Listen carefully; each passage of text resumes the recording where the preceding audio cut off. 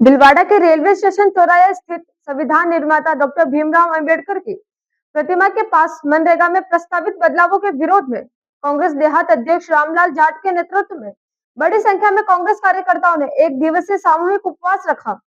इस दौरान केंद्र सरकार के फैसले का विरोध दर्ज कराया गया। उपवास में पीसीसी उपाध्यक्ष आगामी लाल मेवाड़ा, पूर्व जिलाध्यक्ष अक्षय त्रिपाठी व कैलाश व्यास, राजेंद्र त्रिवेदी, ओम नारायणवाल, पीसीसी सचिव विभा माथुर सहित कई कार्यकर्ता शामिल रहे। रामलाल जाट ने कहा कि भाजपा पार्टी झूठ बोलती है, झट बोलती है और जोर से बोलती है। उन्होंने आरोप लगाया कि मनरेगा को लेकर लोगों को गुमराह किया जा रहा है और राम जी के नाम का राजनीतिक इस्तेमाल किया जा रहा है।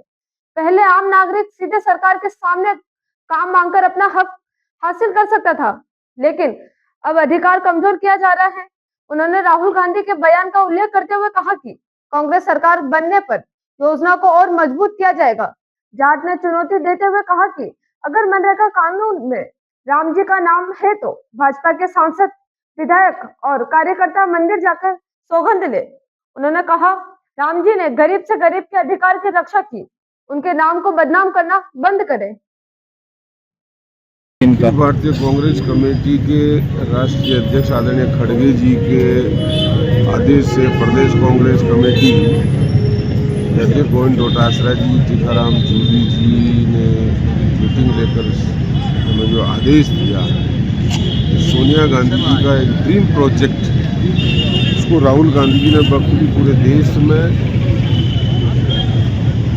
आम लोगों को रोजगार किस तरह मिले, इसी योजना जो लेकर आए, इस योजना को पूरी दुनिया के लोगों ने सराहया है। इसमें जो बदलाव किए, मुख्य बदलावों से जो आम लोगों का अधिकार छीना जा रहा है। नंबर एक, जो पहले सरकार के सामने गरीब मजदूर किसान अपने काम के हक के लिए फॉर्म भर के काम मांगने का अधिकार रखता था, उसको खत्म कर दिया इन्होंने। नंबर दो, कौन सा काम होगा ग्राम पंचायत के माध्यम से ग्राम सभा के लोग तय करते थे कि हमारी अमुक पंचायत में अमुक काम होगा, उस अधिकार को खत्म कर दिया। अब सरकार सीधे ही बड़े जैसी उसकी इच्छा होगी उस तरह काम दिया जाएगा। नंबर तीन, पहले ही अधिकार किसानों को फसल के समय अलग अलग टाइम पर अलग अलग फसल का समय होता है। इन्होंने पता नहीं इन लोगों ने इनको राय दी, ग्राम सभा जब चाहती थी कि काम बंद होता था, फसल काटने का समय तो बंद होता था, लेकिन इन्होंने 2 महीने बिल्कुल ब्लैकआउट कर दिया। कौन से ब्लैक महीने होंगे, उसमें फसल आ रही कि नहीं आ रही, तो किसान को भी तकलीफ कर दी। चौथा, इन्होंने बदलाव कर दिया कि राज्यों के ऊपर निर्भरता कर दी। पहले 100% मजदूरी का पैसा भारत सरकार दी और इन्होंने राज्य सरकार देगी, तो अब राज्य सरकार के पास नेट को पैसा देने का पैसा ही नहीं है। अभी 2 साल में राजस्थान में सरकार ने 5000 करोड़ लोगों के नरेगा के बाकी हैं, जिसमें 2-2 साल 1.5 साल तो मेट का पैसा बाकी, मजदूरों का महीनों तक पैसा बाकी है, ठेकेदार को 2 साल का पैसा बाकी है। तो राज्य सरकार कहाँ से देगी जब भारत सरकार ही नहीं दे रही। तो इनकी मंशा है कि इस योजना को खत्म करें।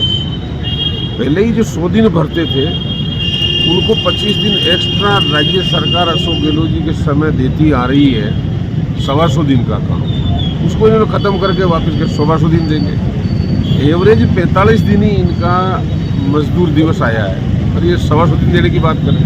कुल मिला के भारतीय जनता पार्टी का ये मानना है कि इस योजना को बंद करें, गरीब मजदूर किसान को केवल अफीम के नशे की तरह उसकी बेरोजगारी, महंगाई से ध्यान भटका कर किस तरह लोग गुमराह हो और इन चीज़ों से भूल जाए तो हम उद्योगपति पूंजीपति को फायदा दे सकें। इसलिए आज एक दिन का सांकेतिक उपवास कांग्रेस के आदेश से जिला कांग्रेस देहात भीलवाड़ा तमाम साथियों को लेकर उपवास के रूप में बैठी हुई है अम्बेडकर जी के सर।